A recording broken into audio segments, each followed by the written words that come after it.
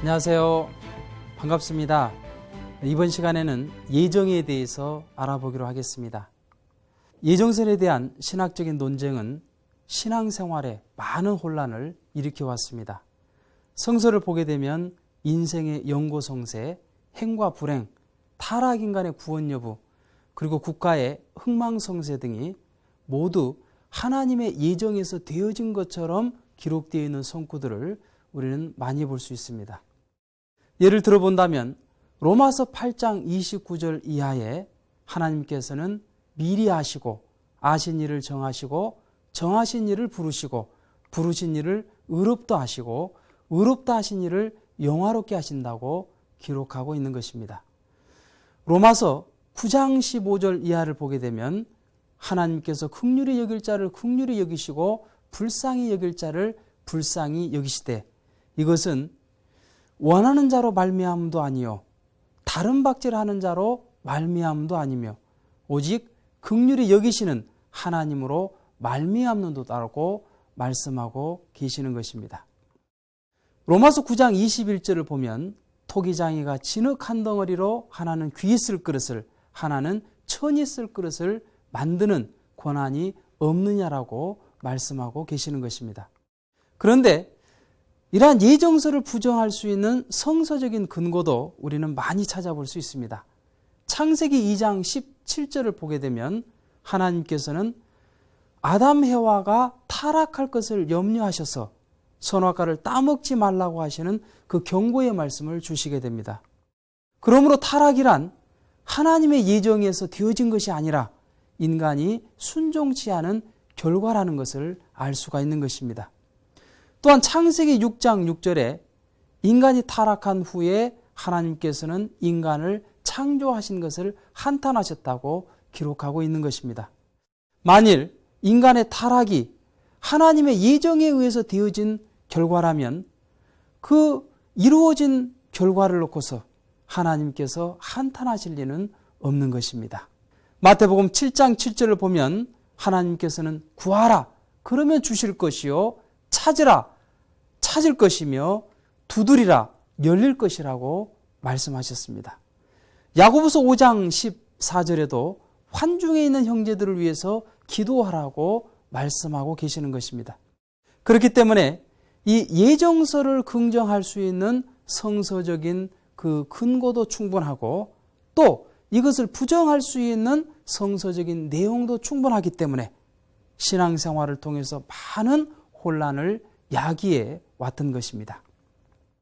우리는 이것을 해결하기 위해서 먼저 뜻에 대한 예정부터 알아보기로 하겠습니다. 뜻이란 무엇일까요? 인간을 대하시는 하나님의 뜻은 창조 목적을 이루는 데 있는 것입니다. 그런데 인간이 타락함으로써 이러한 창조 목적을 이루지 못했기 때문에 이러한 인간을 대하시는 그 하나님의 뜻은 창조 목적을 다시 찾아 이루는 데 있는 것입니다. 곧 복귀 섭리의 목적을 완성하는 데 있는 것입니다. 하나님께서는 선의 주체이시기 때문에 그 뜻도 선으로 예정하시는 겁니다.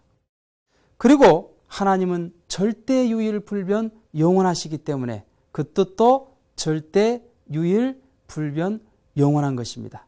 그렇기 때문에 뜻에 대한 예정은 절대적으로 예정하시게 되는 것입니다. 두 번째로 뜻 성사에 대한 예정에 대해서 알아보기로 하겠습니다. 뜻은 절대적인 것입니다. 그러나 그 뜻을 이루고 못 이루는 것은 하나님의 책임 분담에 인간의 책임 분담이 가담됨으로써 이루어지도록 창조를 하셨던 것입니다. 예를 들어 본다면 하나님의 창조 목적을 이루기 위해서는 하나님의 책임 분담으로써 말씀을 주시고 그 말씀을 인간이 이룰 수 있도록 환경을 창조해 주신 것이 하나님의 책임 분담입니다. 그리고 인간의 책임 분담은 하나님의 그 말씀을 지키고 이루는 데 있는 것입니다. 창세기 2장 17절처럼 선악과를 따먹지 말라고 하신 그 말씀을 지켜서 창세기 1장 28절의 말씀처럼 생육하고 번성해서 만물을 주관할 수 있는 3대 축복의 말씀을 이룸으로써 이 창조 목적은 이루어지게 되는 것입니다. 그리고 복귀 섭리의 목적도 하나님의 책임 분담으로써 메시아를 보내주시고 그리고 그 메시아를 맞을 수 있는 환경을 조성하는 것은 하나님의 책임 분담이요. 그리고 오시는 그 메시아를 믿고 모시고 따르는 것은 어디까지나 인간의 책임 분담에 있는 것입니다. 그렇기 때문에 하나님의 책임 분담과 인간의 책임 분담을 비율로서 나누어 본다면 하나님의 책임 분담은 95%요. 우리 인간의 책임 분담은 5%에 해당된다고 볼 수가 있습니다. 이 인간의 책임 분담 5%란 하나님의 수고와 은사에 비해서 너무나도 미비한 것이지만 복귀 섭리를 담당했던 그 중심 인물들이 하나같이 그 책임 분담을 다하지 못하고 실패했다는 것을 보게 될 때 우리는 인간 자신에게 이 5%의 책임 분담이 얼마나 힘에 겨울 만큼 큰 것인가 하는 것을 알 수가 있게 되는 것입니다. 그렇기 때문에 뜻 성사에 대한 예정은 비록 작은 책임 분담이지만 이 인간의 5%의 책임 분담이 가담되어서 이루어지는 것이기 때문에 상대적으로 예정하시게 되는 것입니다. 세 번째로 인간에 대한 예정에 대해서 알아보기로 하겠습니다. 아담과 해와는 하나님의 말씀을 지킴으로써 선의 조상이 될 수 있도록 예정이 되었던 것입니다. 그리고 타락 인간도 자신의 책임 분담을 완수함으로써 예정된 인물이 될 수가 있었던 것입니다. 그렇기 때문에 인간에 대한 예정은 어디까지나 상대적으로 예정을 하시는 것입니다.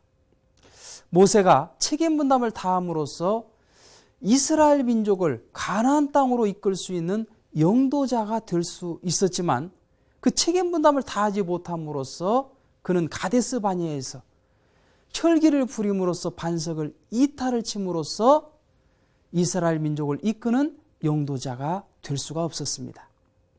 가룟 유다도 자신의 책임 분담을 다함으로써 예수님의 제자가 될 수가 있었지만은 그러나 그 책임 분담을 다하지 못함으로써 반역자가 되고 말았던 것입니다.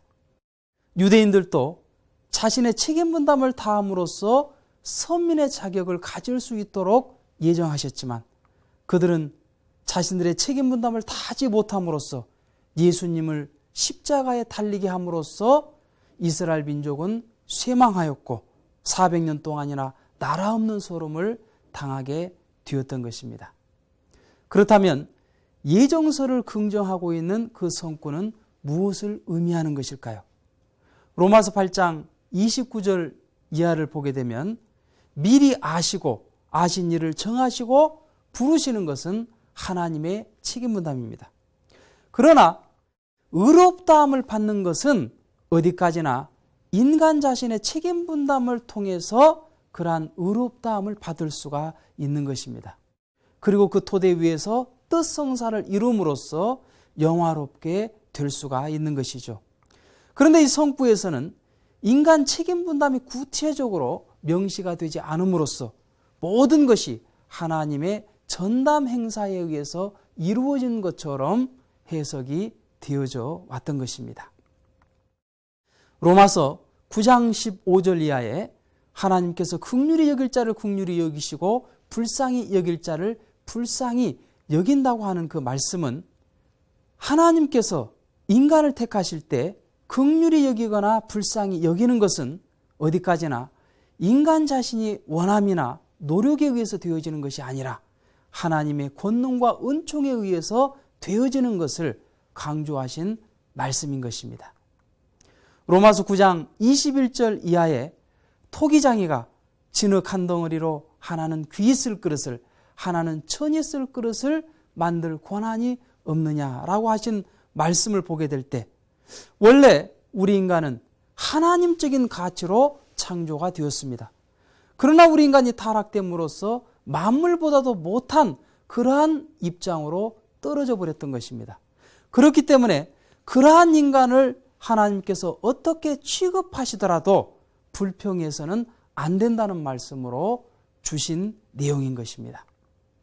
지금까지 하나님과 인간의 책임 분담의 관계를 확실히 모름으로써 뜻성사를 하나님의 전담 행사로만 여겨져 왔기 때문에 칼빈과 같은 완고한 예정설이 나오게 되었고 오늘날까지 그대로 인정을 받게 되었던 것입니다.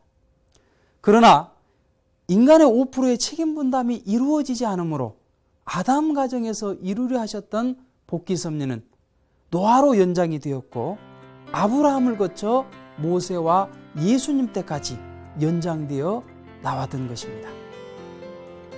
그러면 다음 시간에는 예수님이 이 땅에 오셔서 하나님의 모든 뜻을 다 이루셨는지를 알아보고 다시 재림하시는 이유는 무엇인지에 대해서 알아보기로 하겠습니다. 감사합니다.